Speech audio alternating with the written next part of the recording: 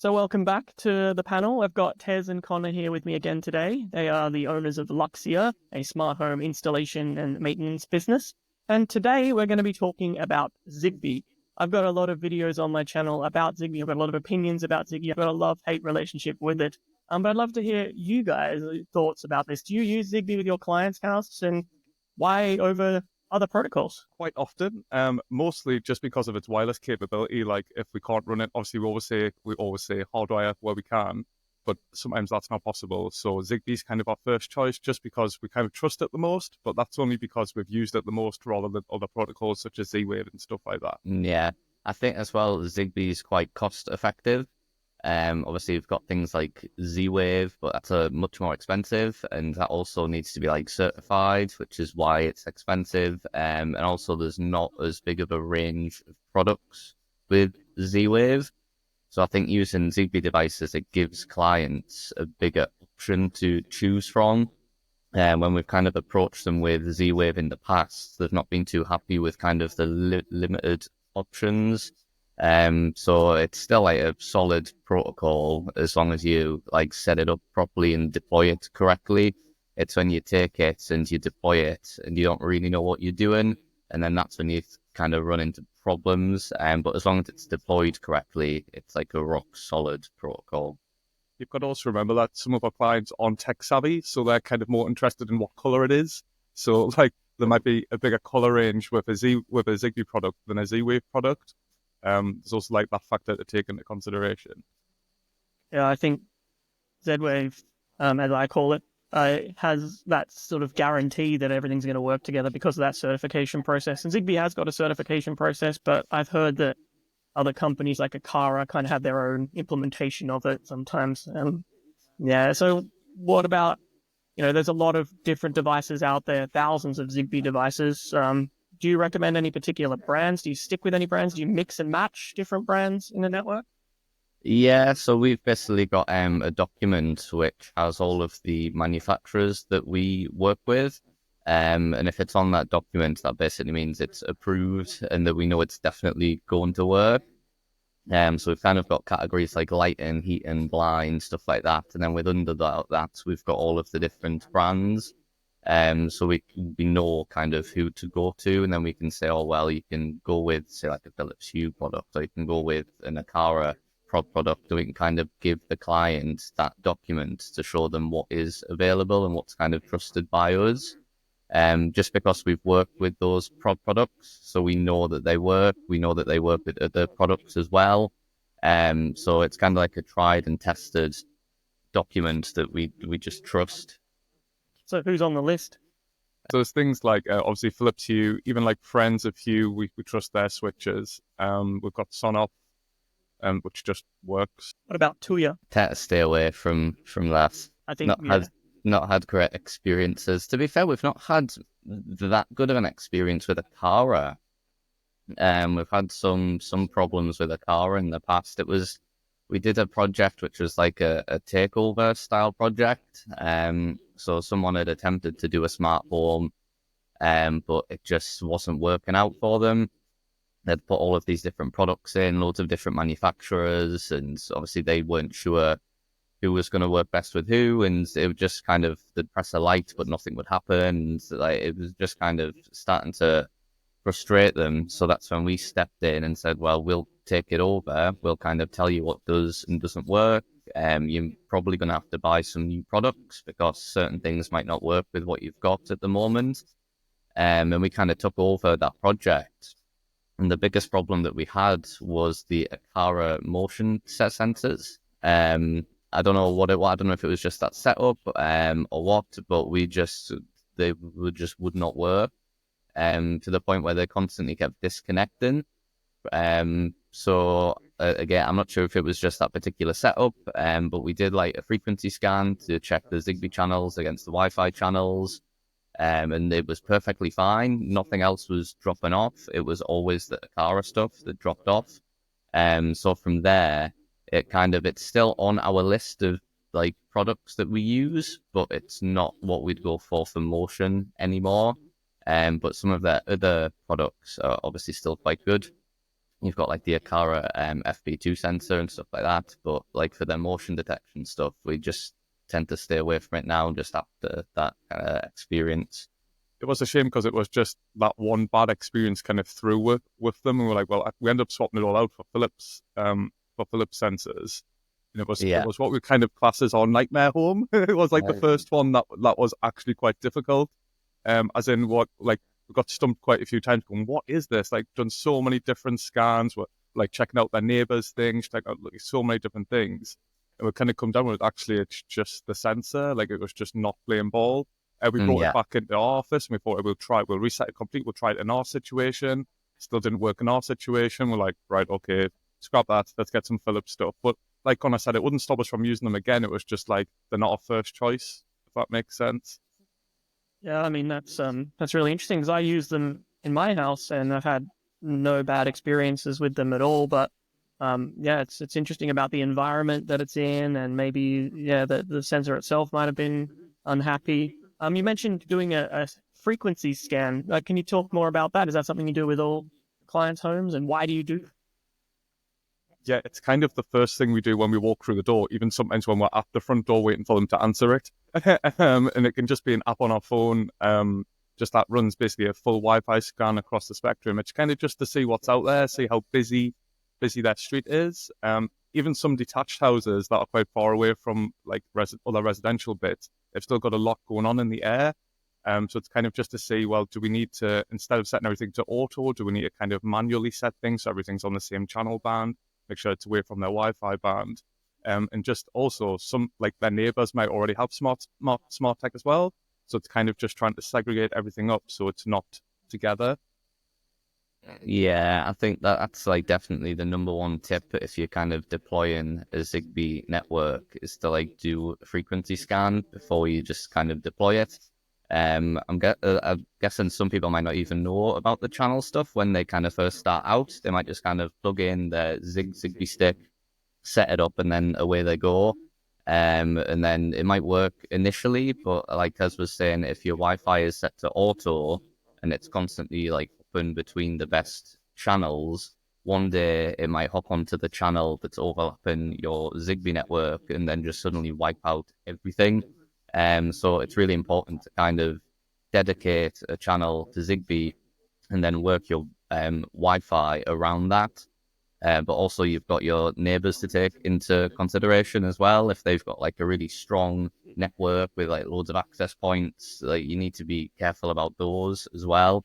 So yeah, just doing a quick scan, seeing what's around you, and then making sure that you deploy the Zigbee network in like an area of the spectrum that's just not full of this stuff. It's kind of what we've always done, even in our previous background, like working in theatre, we used loads of radio microphones. It was kind of like the first night you do, you kind of scan the area just to make sure there's nothing about. But it's kind of the unknown because you're not in control of it, if that makes sense. So you can scan it, have a perfect tech session, 40 microphones, perfect. Open at night, a taxi or something like that will interrupt, and then it just like ruins 10 minutes of the show, and you can't do anything about it. So kind of if you can kind of see what's out there before you start, it just gives you a running chance with it. I love how you bring your previous background into this. I live in central London and I can see something like 10, 15 Wi-Fi SSIDs in my house. Most of them don't belong to me. So I actually helped my neighbor set up their Wi-Fi network so that I could adjust things so that my Zigbee network was nice and stable.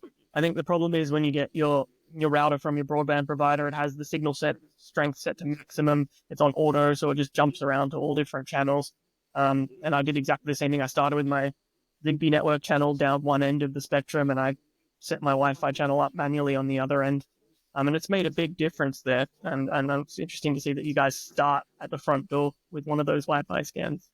Yeah. So with that, you've got clear spectrum of frequency that you can use. You've got your devices. What do you use to control it? Do you use like a smart home hub? Do you use Home Assistant with a Zigbee coordinator? What do you normally recommend? Yeah, so we tend to run a setup on like an Intel NUC. So we've just got kind of Home Assistant OS flashed straight to that. And then we use Zigbee to MQTT.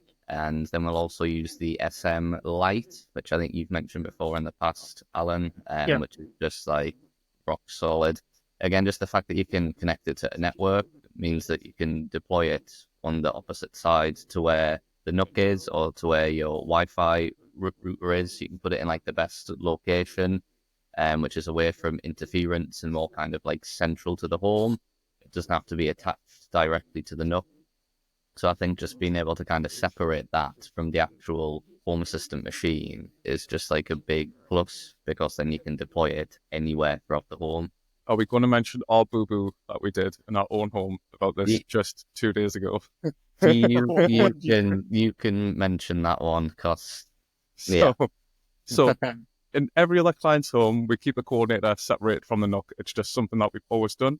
But we've never actually done that in our own home because it's normally just been working perfectly fine. And it's always been a bit of an anomaly because we're like, why is ours working? Everyone else's doesn't. You kind of get some interference when it's too close to the NUC.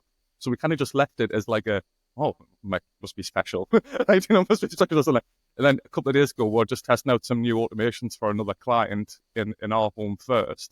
And it just wasn't playing ball. It was just keep spitting out loads of different data all of the time. And it kind of got with because we just had forgot that ours was just plugged directly into the NUC. And Connor, how long do you think you had? A day and a half, maybe, like of Far too long. Far too long. Yeah. And So then you just moved it and it started working? literally moved it, and within 30 seconds, the automations were perfect. Everything was spot on. And we're like, oh, great, we feel a bit silly, but it's just kind of one that we just completely forgot about because we're so used to separating it in other people's homes that we hadn't actually separated it in our own. Yeah, I mean, to the point that when we separated it and then used one of the smart switches, it worked like faster than it ever worked before. It was like the most responsive it's ever been in like 3 years. But yeah, it's just one of those things like we always say like, oh, you should do this and you should do this and this is like the best thing to do. But then when it comes to your own home, you kind of ignore all of your own advice. Just because you spend all day like maintaining the people stuff, and you get home and you just think, nah, that'll be fine. But I think every tradesperson I've ever known has had jobs that they should have finished, that they do for a living, unfinished in their own homes. So I think that's a common thing. And I've had terrible Zigbee network problems before that have been entirely my fault as well. And I agree with the SM Lite controller. It's just awesome. It's very affordable. It's very flexible.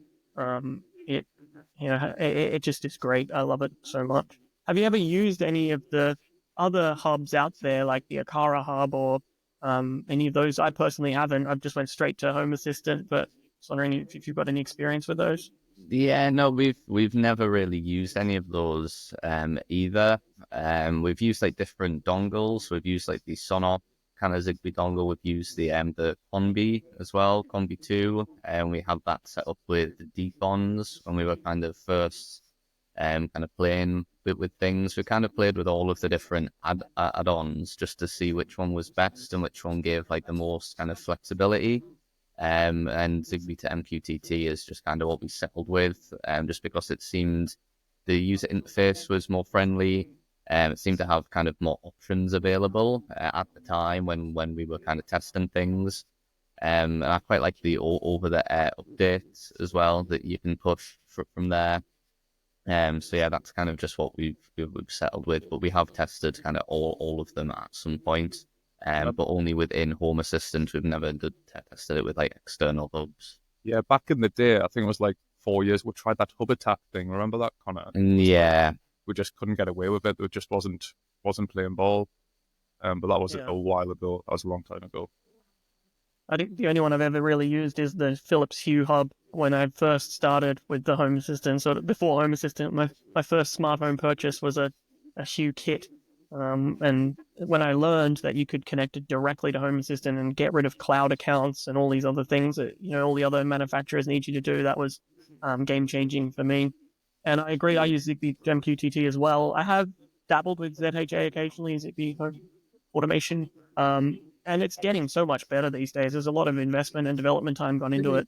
It's a solid place to start. But I did find that a lot of my devices weren't compatible with it out of the box, and they didn't work as well. Like not all of the entities or all of the attributes from the device were available. through that where they were through Zigbee to MQTT.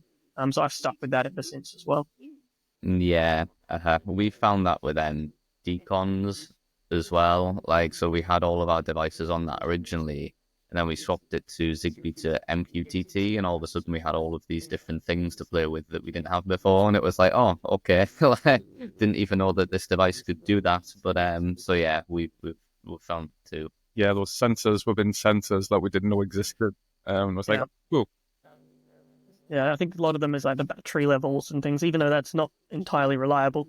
It's nice to get sort of a guideline of where it's at. Yeah.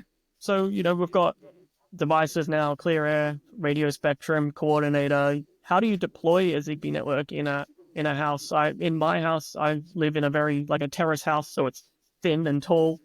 So I had to create a lot of mesh network backbone with router devices and things. How do you normally approach this in a client's house? it depends on kind of what they're going for. So the dream client is something with like lots of Philips Hue bulbs that can kind of create that star mesh, and like even if it's over certain levels, you've kind of got a solid signal. We found these really cool IKEA repeaters. I can't remember what they're called. But we've got loads. We've got. Oh, they like it's got like a USB port for Yeah, charging. yeah. Yeah, Look, that's they the look like one. they look like a plug-in air freshener that kind of just Yeah. hides in your passage somewhere. And what they kind of went on offer, and we're like, right, let's buy 50 because we're going to use like, or we might use loads of these. And we do. We can, so it depends if they've got more battery devices rather than hard power devices. We'll kind of just try and put one of those on each floor, depending on how big the house is, and that kind of like creates like a solid network to add things to. It just depends on the floor plan. That's another thing that we kind of grab off our clients. Can we have a paper floor plan so we can have a little look at distances even before we arrive on site, just to say actually in that area there the signal might be quite weak. Where we're gonna is there a bulb nearby or something like that? No, okay, that might need a repeater. And it's kind of like going through that process before we go into their home. Yeah, I think the kind of most challenging one we had was actually one of the first ones we did, where they had kind of like the main house, and it was like quite a large house, like a 6 bedroom, 2 floors. It was like an old farmhouse, so the walls were like extremely thick, and there was also like metal sheets throughout all the walls as well, so it was just like horrendous. Even the person, because somebody else had installed Hive before we got there, and they said they had like an absolute nightmare. Like they had to put like little like Hive repeaters around the house and stuff. But they had the main house, and then they also had a garage, which was like external, like detached from the house. And then they also had a gate, which was at the bottom of the drive, which was on like the opposite side to the garage. So like overall, it was like a really widespread kind of like location. But they wanted to have control of the garage doors and the gate as well through the app. So we put in some Zigbee relays to kind of get that done. But then we use those IKEA repeaters to actually join those locations back to the main house. So the repeaters were strong enough to kind of link the safe signal back to the house. Luckily, they went for like old bulbs, because they wanted like full color control and stuff like that.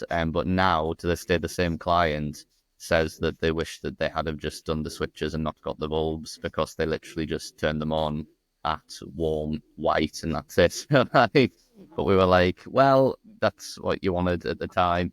But they've got like, it's like at least 10 bulbs per room, because it's all like GU10 spotlights as well. So as you can imagine, their mesh network is absolutely huge. So that helps to kind of penetrate through those like big walls and stuff. So we got quite fortunate inside of the house. It was just kind of trying to kind of reach those external locations where we had to put in those little IKEA repeaters. Yeah, it was kind of the gate that we had the most problems with, just because the drive was so long. But we basically, in the living room, which was like the front-facing window, there was a socket on the wall, so we managed to like just stick one there, which was luckily kind of line of sight. They had like it's like bifolding doors, or no, it's like PVC doors, so it Yeah. wasn't solid walls, which was class. But we got there. We did get there. I think I can just imagine the cost of installing all those bulbs and then pairing them all would have been a nightmare. Like Oh, yeah. trying to pair those in. I've got just 6 of them up here, and trying to get a Hue dimmer switch and holding them nearby and trying to repair them. Just it's a nightmare to do that. So well done on getting it set up. Yeah, we've I got know like the a little. Sorry. Sorry, we've got like a little, just going back to that type of parent thing, we've got like a little test circuit where we don't have to be in the ceiling, so we can kind of plug it in the room, like, and basically pair it by there. Because when you're up and down, it's like, well, let's get them all paired, then get them up, and then Yeah, usually, yeah, because the actual fittings as well weren't originally GU10. They were like those little 12-volt two-prong things. So we had to actually go around and swap out all of the fittings for GU10 compatible ones as well. So there was that on top of actually doing all of the bulb pairing. So it was like a full day just like adding all of these bulbs in. Yeah, so I've got a question on behalf of a buddy of mine called Pedram, who's really like a stickler for a naming convention in a smart home. When you've got 10 GU10 bulbs in a ceiling, how do you name them and how do you know which one's which? Yeah, so we normally do so I like to kind of try and group things like all of the time. Like I just prefer things in like a group. So we'll usually, if it's the bulb, we'll have like living room bulb 1, like living room bulb 2.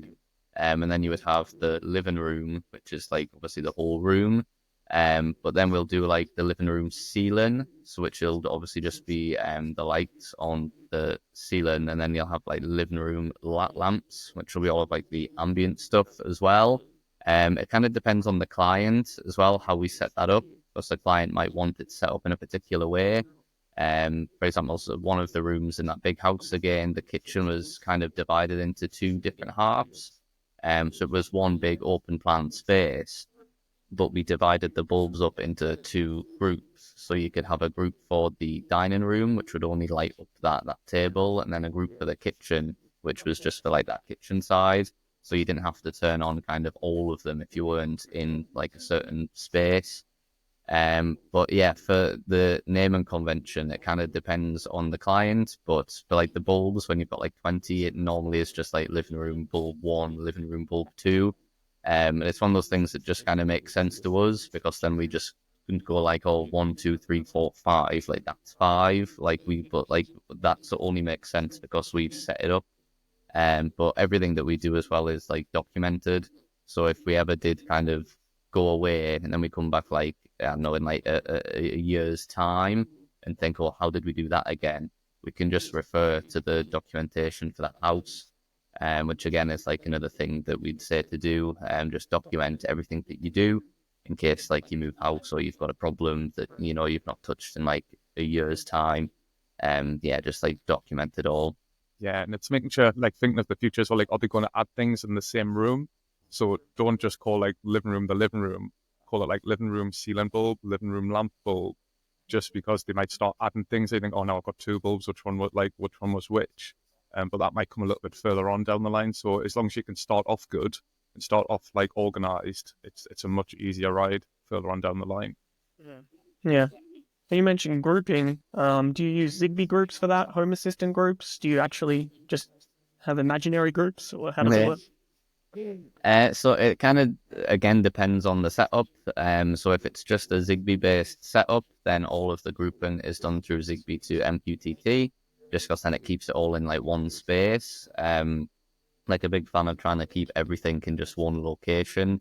Same with like the automations and stuff. I know some people have some in Home Assistant, some people have then routines on like Alexa, and then some people have Node-RED running alongside all of that. But that just kind of freaks me out, because then it's all in different places and it's all running in different kind of automation engines. It's like, so I just like to kind of keep everything in one place. So all of the Zigbee groupings usually done through Zigbee to MQTT, unless there's like Shelly devices, because obviously you can't add them into a group through the Zigbee to MQTT add-on. So we would use a helper for that within Home Assistant. So then we can kind of group all of the Shelly stuff with the Zigbee stuff as well, because we normally do like a downstairs group, an upstairs group. There'll be an inside group, so it'll do all of the lights in the house. Then there'll be an outside group, which will do all the outside stuff. And then you'll have everything together in kind of one group as well. So it's kind of divided by floors and stuff like that. So in that kind of instance, if you've got Shelly devices, then that'll be done through Home Assistant. So you can kind of pair all of the different protocols together. That makes sense. I've also learned to put groups within groups. So if I add a bulb to the kitchen, then it's already that group is part of the house group or the inside group.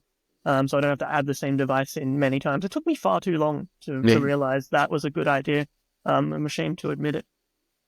So like one of the things that comes up a lot in the comments of my Zigbee videos is reliability, and it's something that I personally have struggled with as well. Sometimes things just stop working. I had a power outage 2 weeks ago for, it was like 2 minutes, 3 minutes. And then when the power came back on, a bunch of my Zigbee devices didn't rejoin the network. And oddly, it was some of the battery devices didn't work anymore. I had to repair them all again. I can't imagine how a client would deal with that. I mean, it was just a short power outage. My network didn't go down. My Zigbee coordinator was online because I have a battery backup. So some of the switches didn't come back. Some of the LED strips didn't come back, and I just had to run around for like half an hour repairing certain things that didn't work. It doesn't happen often, but how do you manage that with a client? What are your thoughts on it? UPS. So are you- when it we learned the hardware as well, the hardware as well a little bit with this. So we've got a client which is about an hour away from here, and their house just constantly has power cuts. It's just one of those. It's like in the sticks, out of the way. And like we put a where we're planning to put we still haven't done it. We're going to put a UPS on their actual hub and stuff like that as well. But they've just got hardwired devices, haven't they? They haven't, well, apart from the light switches, they haven't really had any problems with unpairing as such. It's been mostly the NUC going into safe mode when they've had power cut, and then once it's in safe mode, they kind of obviously you just plug in a keyboard and kind of go, but they're not tech savvy at all. So we've had a couple of call outs for that, but we have. I'm trying to think, we've had loads of like dropouts of power, but we haven't really. They've kind of just reconnected so Yeah, far. Like touch wood, like so touch far, wood. it's been Yeah, all right. definitely touch wood. Yeah. But yeah, no, we've not really had dropouts before with stuff, so I think we've been quite fortunate in that respect. Like Ted said, the one that's constantly having power cuts is just enough going into like its safe mode. Just because the power cuts happen like 5 times in a row, like straight after. Because I was saying to the I was there just the month, and I was saying it would normally be perfectly fine, but because these power cuts are happening like immediately, like 3 times in a row, the Nook thinks that there's something wrong, so it's trying to like protect itself to prevent like corruption. So we're trying to put a UPS in, but obviously a UPS is a little bit costly, and I think most people try to like cut down costs. So when you mention a UPS to people and stuff, they just see that as something that like that's just a cost that they can cut, when actually it's quite an important part of kind of the overall system. But yeah, unfortunately, a lot of people just think like, oh well, that's just somewhere that I can save some cash. But then you end up in a situation like this. So Yeah, Yeah, I think I've got one that's kind of like a power board or a power strip with a battery in it. And it, for a knock, it lasts like almost 45 minutes on battery, and I don't have power cuts that last that long. And then in my server rack, I've got a larger one that is quite expensive, but it keeps all my Unify gear up and running. It keeps all my access points online. It runs about 25 minutes of all of that, which is kind of cool. But yeah, I've also had just random dropouts of devices occasionally on Zigbee, where it's more annoying than a power cut because just one thing in one corner of the house just stops reporting back, and I have to repair it. You don't have any issues like that at all? not without a reason. Like there's normally like a reason that something's dropped or something doesn't work.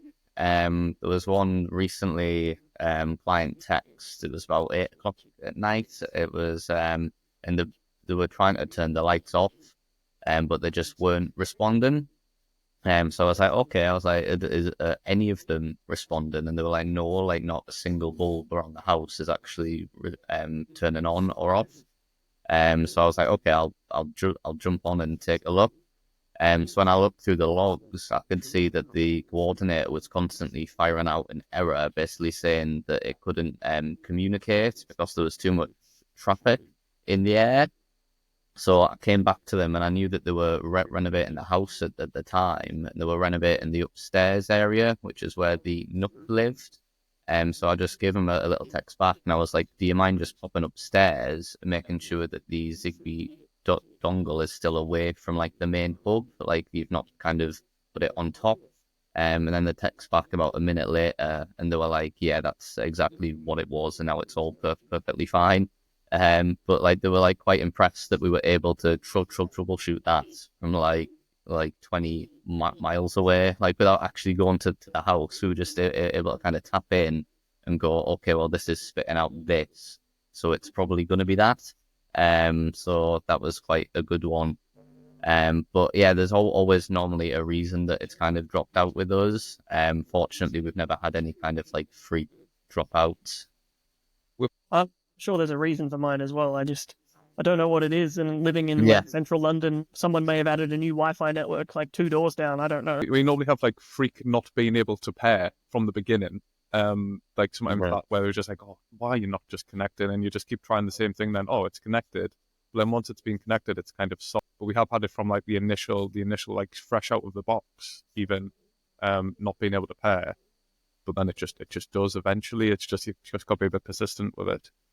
So when it comes to pairing, I think there's a lot of opinions about that as well. I try to pair my device where it's going to be eventually used. And more recently, I've started using the Zigbee to MQTT drop-down to pair it with a router that's near there. I've had a lot more luck with that because I have smart switches all through my house that I use to create my mesh network. And so if I pair something here in my office, I will set up the router. That's my smart switch here to be the one that pairs through. And I've had way more success at getting things paired first time since then. What do you guys do? Definitely that. Do pair it in the room that it's going to be used in, especially if it's quite a big property, because you might pair it in the kitchen and it's going in the living room. And even though they're quite close, they're not that close. Do you know what I mean? And it might be attached to a different device that's kind of paired itself to. So definitely 100% do it in the room that it's going to be used in. Yeah, I think especially with certain devices, because I know some devices, once they've kind of locked on to a router or a coordinator, they won't actually shift from that device. So then if you end up moving it to a completely different location, it'll constantly try and reconnect to that coordinator or that device that it was connected to before. And they just get a bit stubborn and like they'll just refuse to connect to a different device, even though there might be one that's like right beside it. If it was previously connected to something else in a different room, it'll still try to connect to that. So yeah, definitely always in the room. Yeah, so much so that even if you've decided to say like, oh, I've got a motion sensor in the living room, I'm not really using it, I'm going to move it to the bathroom upstairs, repair it upstairs, just start from fresh, start from default, and then it just keeps it nice. It just keeps it really nice. And more importantly, rename it so that you and rename it. Yeah. Otherwise, you find someone walking upstairs and the bathroom light turns on. Exactly that. Yeah. So, is there any sort of other tips or troubleshooting items or best practices that you think people watching might want to know? Zigbee wise, the more hard power Zigbee devices you can have, better. Just because they just act as a repeater and you're just increasing your mesh network. Battery devices are great, but just remember they don't act as a repeater. That's kind of like a big, especially for people that are kind of new and getting into it. That's like a really big thing. You think, oh, I've got like 4 Zigbee devices in this room. It should be a strong signal. Actually, 3 out of 4 are battery powered, so it's not actually acting as a repeater. Yeah, I think kind of checking documentation as well is a big one. So before you actually purchase a device, actually check that it's compatible with the add-on that you're trying to add it to. Also checking that your coordinator is like a compatible coordinator as well with the add-on or the device that you're trying to kind of connect to. Just kind of checking that compatibility between all of the different components is quite important. Because again, I think a lot of people just buy a Zigbee device because they see the word Zigbee and they think, well, that's just going to work. But I think like we've mentioned before, some people kind of butcher the protocol to the point where it doesn't really work with other things. I think that's a lot better now. There's like a better like standard in place. But I know in the past it was quite bad, to the point where some devices just would not pair, and they just wouldn't work with each other. So yeah, just kind of check documentation and make sure that everything is definitely compatible before you go and kind of make purchase. I think what's worse than it not working at all is when it works sometimes or half works. That's the most frustrating that I've found. Now, one more question. Thread, Matter, there are people out there saying that Zigbee's dead, it's old, it's going away because of these new technologies. What are your thoughts on Thread and Matter? Yeah, To be honest, it's still not something that's kind of at the forefront for us. It's not like something that we've put a lot of focus on yet. Obviously, we know that it exists and it's around, and it's kind of becoming more and more prominent, but it's still not something that we're kind of looking into yet. I still think it's quite new. It's still kind of finding its feet. So maybe one day it will take over. But at the moment, it's not really a priority at the minute for us. Like I said, I just think it's still a little bit too new, and there's not a whole bunch of devices that can support it yet. Yeah, and I think with us, it's obviously we're not just doing our own home, so we need to put things in that definitely work. And we're a bit of a sucker for a lot of R&D. Like we spend like 3 years before we even put anything in anyone else's home, just testing everything. Is this definitely going to work? Like the last thing you want is to leave a client's home, then a couple of weeks later they're on the phone or you're getting an email like it's not working. And we, to be honest, we just haven't tested it enough yet to like report on it, if that makes sense. Which we will. We will get round to doing it. It's just we just haven't done that yet. And I think what Yeah, people forget is that Zigbee will keep working. You don't have yeah, to rip everything out and replace it with like thread devices. You can add them in as, you replace a device here, replace a device there. You can run them side by side. I know they use the same sort of frequencies and things, but Matter works across different things anyway. Like you can mix and match a lot of this stuff. Home Assistant supports Thread and Matter already today, and it's only going to get better and better. So I yeah. agree. It's something that's new. It's coming. We should keep an eye on it, but there's no point ripping everything out and replacing it just yet. Yeah, I think that point about like mixing stuff up as well is quite good. Like you don't just have to use Wi-Fi devices. You don't just have to use Zigbee devices. If you want to like mix and match things, if maybe there's a better Wi-Fi switch, but you mainly run Zigbee, you can still get that Wi-Fi switch. You don't just have to use one specific protocol. You can actually mix and match the protocols up as long as you've deployed them correctly and you're not overlapping stuff. Yeah, you can just mix them up. That's perfectly fine. 100% agree. Well, thanks for joining again today, guys. I really appreciate All it. I right. really enjoyed talking to you as always, and I think we should do this again. If anyone out there watching has any topics they'd like us to cover, to talk about, let us know in the comments below. But let's do it again in a month or so. Yeah, sounds good. And thanks for having us. Yeah, as always, thanks, man. Thank you.